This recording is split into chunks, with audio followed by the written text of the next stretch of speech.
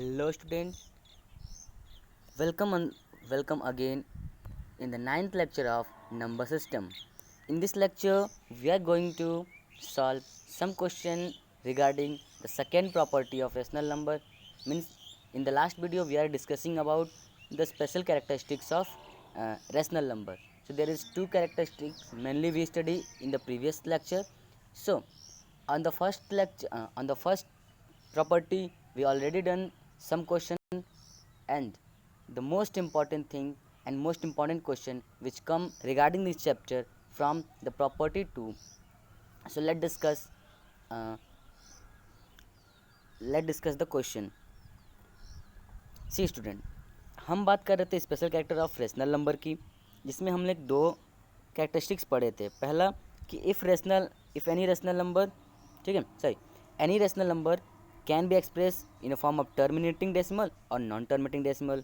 Okay, इतना clear हो गया था.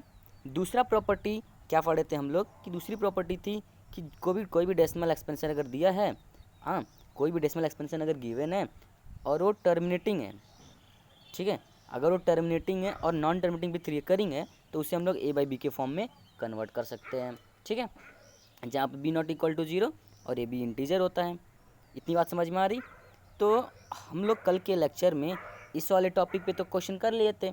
आज बारी थी, जैसा कि मैंने पिछले लेक्चर में बताया था कि आपको इस टॉपिक पे क्वेश्चन कराएंगे अगले लेक्चर में. तो चलिए शुरू करते हैं इस तरह का टॉपिक्स. तो होप कि आप ये क्वेश्चन सॉल्व कर लिए होंगे जो कि कल का होमवर्क था. एक मिनट, एक बार डिस्कस करते हैं होमवर्क को भी, फिर आगे बढ़ते हैं. इधर देखिए 9/45 पे इसको हम लोग सबसे पहले सिंपलेस्ट फॉर्म में कन्वर्ट कर ले. तो सिंपलेस्ट फॉर्म में अगर कन्वर्ट कर लेंगे तो क्या हो जाएगा 1 and 5. अब देखो यहाँ पे सीधे सीधे दिख रहा है टर्मिनेटिंग है ना. अब इधर देखो 27/31, तो 31 का तो फैक्टर ही 131 होगा, तो सीधे पता चल गया क्या है, ये नॉन टर्मिनेटिंग है. आ रही बात समझ में? इधर देखो 145, तो इसका प्राइम फैक्टराइजेशन करना था आपको, तो शायद किए होंगे आप.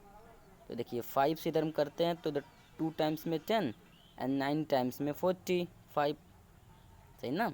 5 2 10 एंड, ठीक है, 29. एंड 29 किससे जाएगा, 29 से जाएगा, तो ये भी क्या है, नॉन टर्मिनेटिंग हो जाएगा. M I right?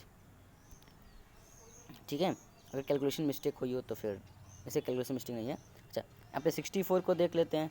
तो 64 मतलब क्या, 64 का मतलब 16 4 जा 64 होता है ना.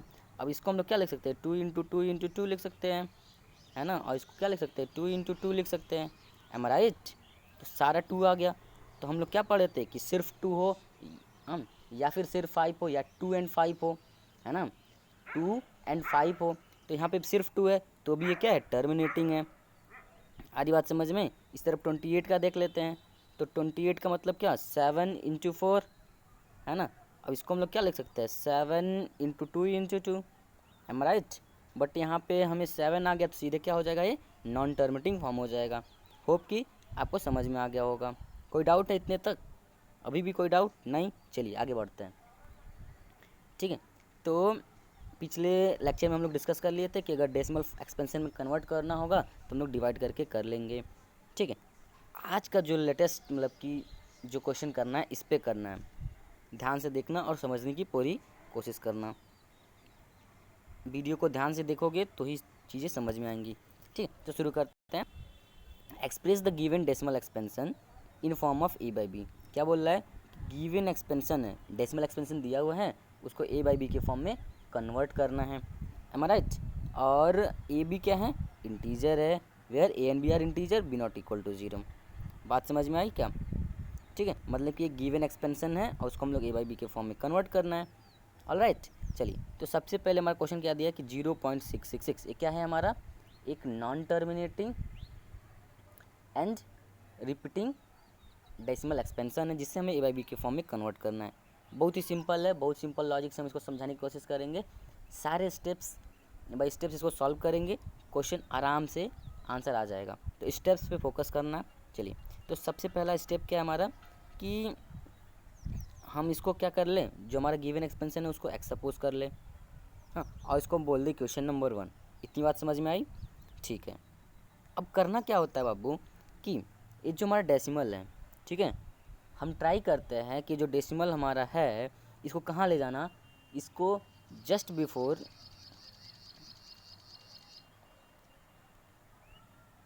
डेसिमल को हम लोग मूव करते हैं।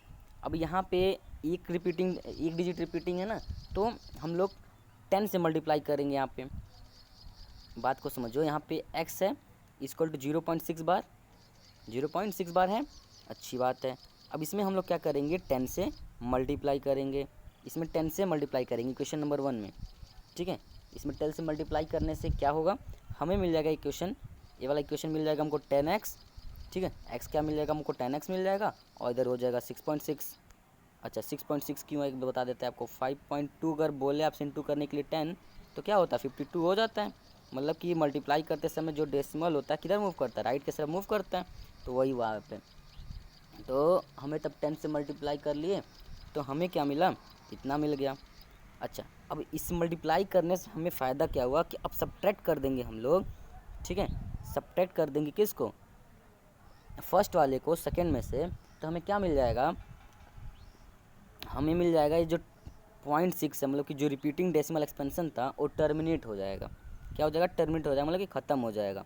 अच्छा कैसे ख़त्म हो जाएगा, देखो यहाँ पे तो हम क्या बोले कि सब्ट्रैक्ट कर दो, सब्ट्रैक्ट कर दो किसको, इक्वेशन 1 को फ्रॉम 2, हमने सब्ट्रैक्ट किया यहाँ पे, तो 10x minus 9x, 10x minus x equal to 9x, देखो 6.6 पे बार माइनस 0.6 बार, इसको सॉल्व किया यहाँ पे 6, तो यहाँ पे जो रिपीटिंग टर्म था, ठीक है, ये क्या हो गया, ख़त्म हो गया।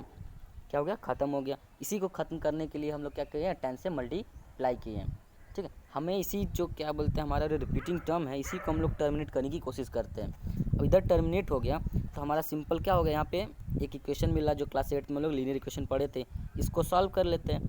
तो यहाँ पे अगर सॉल्व किए तो हमें क्या मिला, इधर चूँकि 9 क्या था, मल्टीप्लाई था, 9x का मतलब क्या होता है, 9x का मतलब है 90 इंटू एक्स होता है हमारा एच। तो अब यहाँ पे चूँकि मल्टीप्लाई था तो अदर हैंड साइड में जाके क्या हो जाएगा, डिवाइड हो जाएगा, तो यहाँ पे 6/9 हो जाएगा।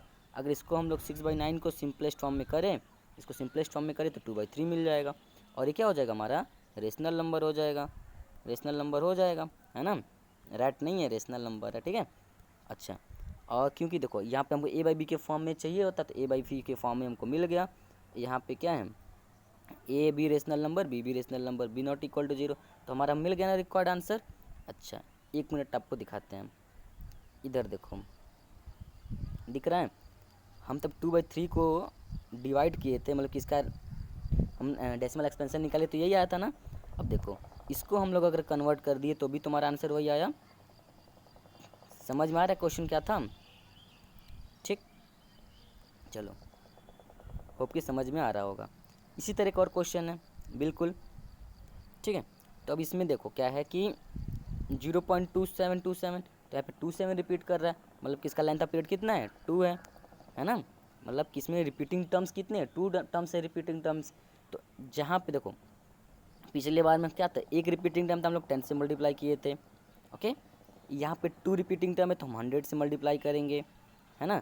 अगर 3 रिपीटिंग टर्म होगा तो 1000 से मल्टीप्लाई करने वाले हैं, 1000 से मल्टीप्लाई करने वाले हैं, ठीक है। आई बात समझ में। तो जितने रिपीटिंग टर्म होंगे, 3 रिपीटिंग टर्म तो 1000, अगर 4 हो तो क्या हो जाएगा, 10,000 हो जाएगा।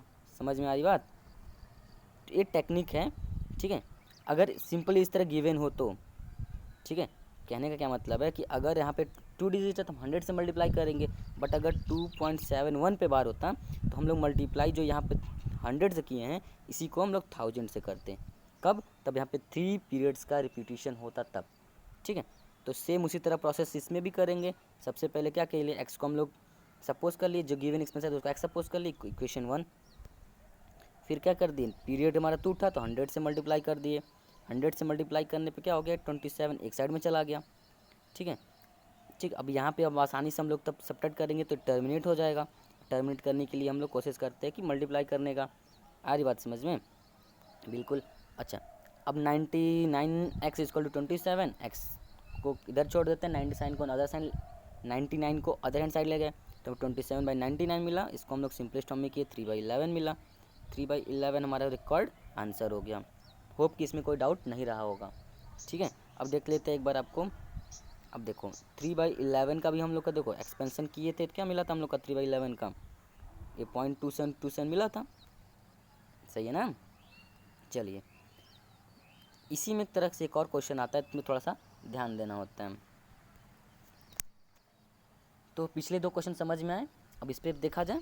चलिए अभी तक हम लोग पढ़ रहे थे कि पॉइंट के बाद से जो क्या हो रहा था, हमें जो भी टर्म्स मिल रहा था पॉइंट के बाद से वो सारे क्या होते, रिपीटिंग होते थे। ठीक है, अब यहाँ पे अगर देखो तो यहाँ पे बस 3 रिपीट कर रहा है, 8 नहीं रिपीट कर रहा है। ठीक है, तो हम लोग क्या करते हैं, पिछले तरह से को पहले बना लेते हैं, है ना। अब 18, देखिए कहने का मतलब क्या है, यहाँ पे 1.83 पे बार है ना।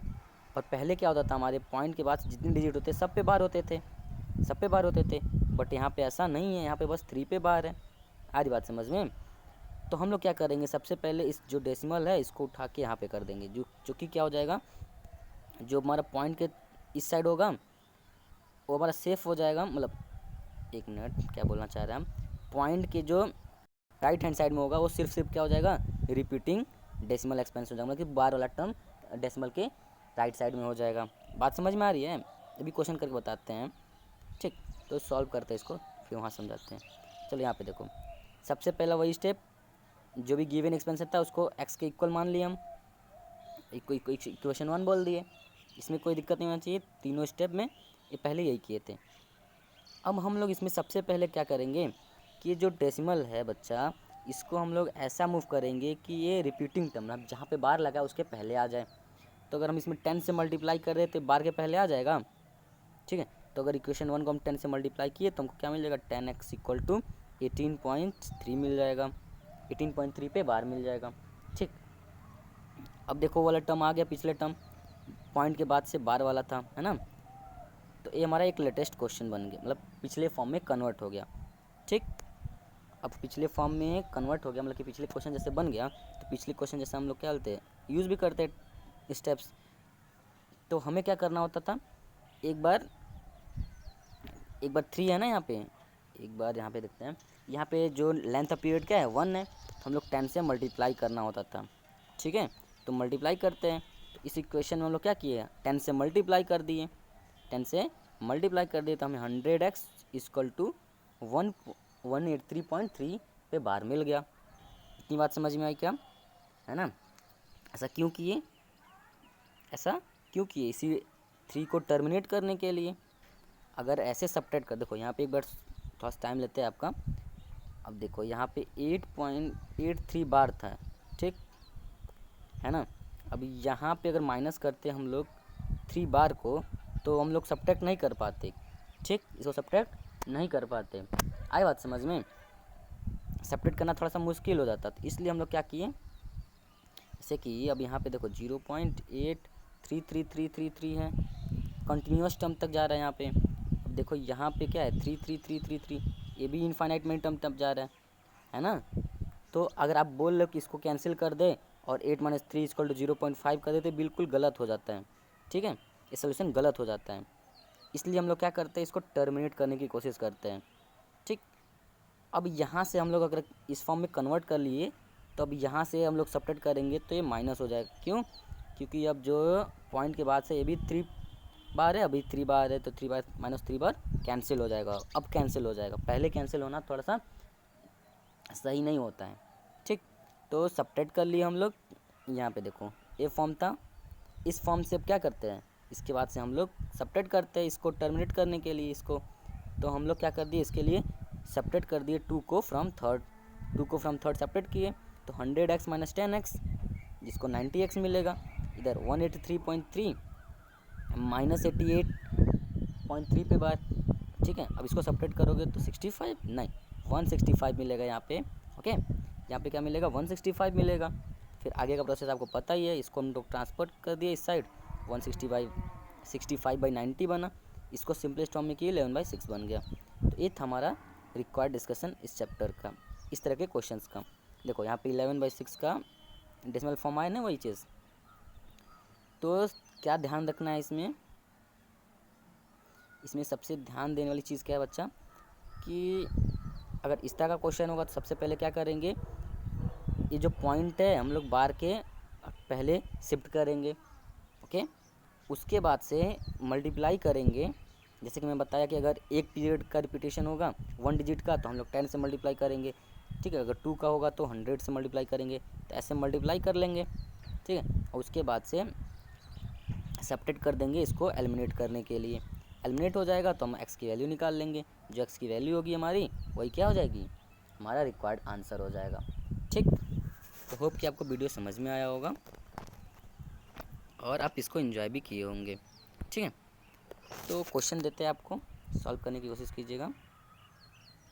अगर यहाँ पे हम बोल दे 2.32 पे बार है तो इसको क्या करना है, इसको सॉल्व करना है, इसको क्या बोलते हैं ए बाई बी के फॉर्म में कन्वर्ट करके कमेंट सेक्शन में आंसर बताइए।